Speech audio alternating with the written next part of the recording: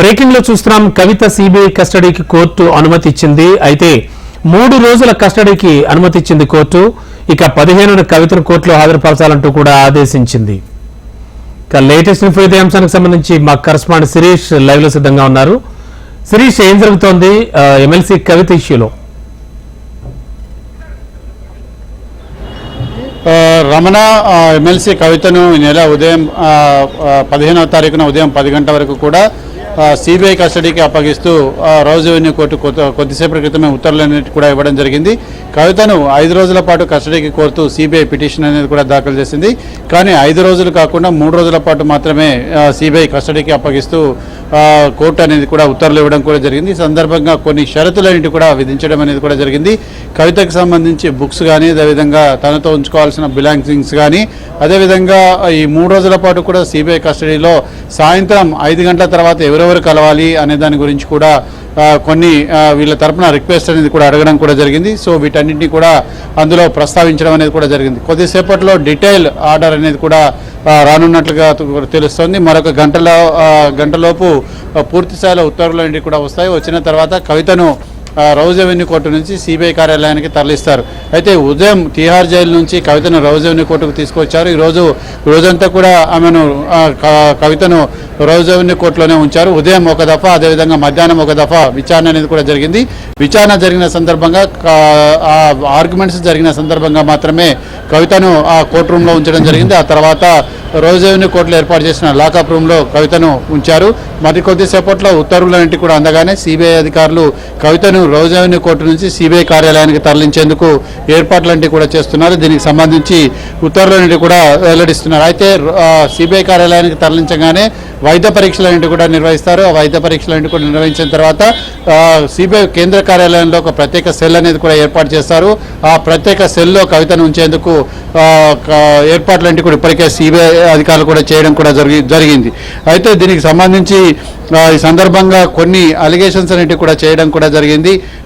వీటిని కనుక చూసినట్లయితే, మనం ప్రధానంగా చూసినట్లయితే ఢిల్లీ లిక్కర్ కుంభకోణంలో కొన్ని నిజాలన్నిటి కూడా తమ విచారణలో బయటపడ్డాయి. అయితే కవిత 100 కోట్ల రూపాయలు ముడుపులు చెల్లించినట్లుగా కూడా సిబిఐ తమ కస్టడీ రిపోర్ట్లో పేర్కొనడం కూడా జరిగింది. కవిత జాగృతి సంస్థకు 80 లక్షల రూపాయల ముడుపులన్నిటి కూడా శరత్ చంద్ర రెడ్డి చెల్లించినట్లుగా కూడా ఇందులో పేర్కొన్నారు. అయితే డబ్బుల కోసం శరత్ చంద్ర రెడ్డిని కవిత బెదిరించారని చెప్పేసి కూడా ఈ కస్టడీ అప్లికేషన్లో సిబిఐ అందులో పేర్కొనడం కూడా జరిగింది.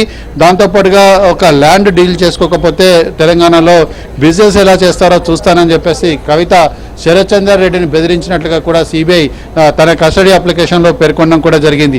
అయితే ఇక్కడ అసలు భూమి లేకుండా వ్యవసాయ భూమి కొనుగోలు చేసినట్లుగా అగ్రిమెంటు, రిజిస్ట్రేషన్ పత్రాలంటివి కూడా సృష్టించినట్లుగా కూడా సిబిఐ ఈరోజు దాఖలు చేసిన కస్టడీ అప్లికేషన్లో పేర్కొనడం కూడా జరిగింది. నకిలీ భూ విక్రయం పేరుతోటి శరత్ చంద్ర రెడ్డి నుంచి దాదాపు కవిత 14 కోట్ల రూపాయలు తీసుకున్నట్లుగా కూడా అందులో ఆరోపించడం అనేది కూడా జరిగింది. సో దాంతోపాటుగా ముఖ్యంగా చూసినట్లయితే ఢిల్లీ లిక్కర్ బిజినెస్ను పరిచయం చేసినందుకు కవితకు చెందిన జాగృతి సంస్థకు 80 లక్షల రూపాయలు శరత్ చంద్ర రెడ్డి చెల్లించినట్లుగా కూడా సిబిఐ ఈరోజు దాఖలు చేసిన కస్టడీ పిటిషన్లో పేర్కొనడం కూడా జరిగింది. అదేవిధంగా మహబూబ్నగర్లో వ్యవసాయ భూమి ఉంది, దాన్ని కొనుగోలు చేసినట్లుగా 14 కోట్ల రూపాయలు ఇవ్వాలని చెప్పేసి శరత్ చంద్ర రెడ్డిని కవిత డిమాండ్ చేసినట్లుగా కూడా సిబిఐ ఇందులో పేర్కొనడం కూడా జరిగింది. అసలు భూమి సంగతి, దాని ధర ఎంతో తెలియనందువల్ల తనకు 14 కోట్ల రూపాయలు ఇవ్వలేనని చెప్పేసి శరత్ చంద్ర రెడ్డి పేర్కొంటే 14 కోట్ల రూపాయలు ఇవ్వకపోతే తెలంగాణలో అరవింద్ ఫార్మా బిజినెస్ ఉంటుందని చెప్పేసి కవిత బెదిరించినట్లుగా కూడా సిబిఐ ఈరోజు దాఖలు చేసిన కస్టడీ పిటిషన్లో పేర్కొనడం కూడా జరిగింది. అయితే మొత్తం మీద కూడా ఢిల్లీలో 5 రిటైల్ జోన్లు అన్నిటి కూడా కేటాయించబోతున్నాం. అందులో ఒక్కొక్క రిటైల్ జోన్కి 5 కోట్ల చొప్పున మొత్తం 25 కోట్ల రూపాయలు ఇవ్వాలని చెప్పేసి శరత్ చంద్ర రెడ్డిని కవిత డిమాండ్ చేసినట్లుగా కూడా సిబిఐ ఈ అప్లికేషన్లో పేర్కొనడం జరిగింది. అదేవిధంగా ఎంపీ మాగుంట శ్రీనివాసరెడ్డి నుంచి కూడా దాదాపు 50 కోట్ల రూపాయలు డిమాండ్ చేసినట్లుగా కూడా సిబిఐ ఈరోజు దాఖలు చేసిన కస్టడీ పిటిషన్లో పేర్కొనడం జరిగింది. తన కుమారుడు మాగుంట రాఘవ ద్వారా కవితకు 25 కోట్ల రూపాయలు మాగుంట శ్రీనివాసరెడ్డి చెల్లించినట్లుగా కూడా ఇందులో సిబిఐ పేర్కొనడం కూడా జరిగింది. అయితే కేజ్రీవాల్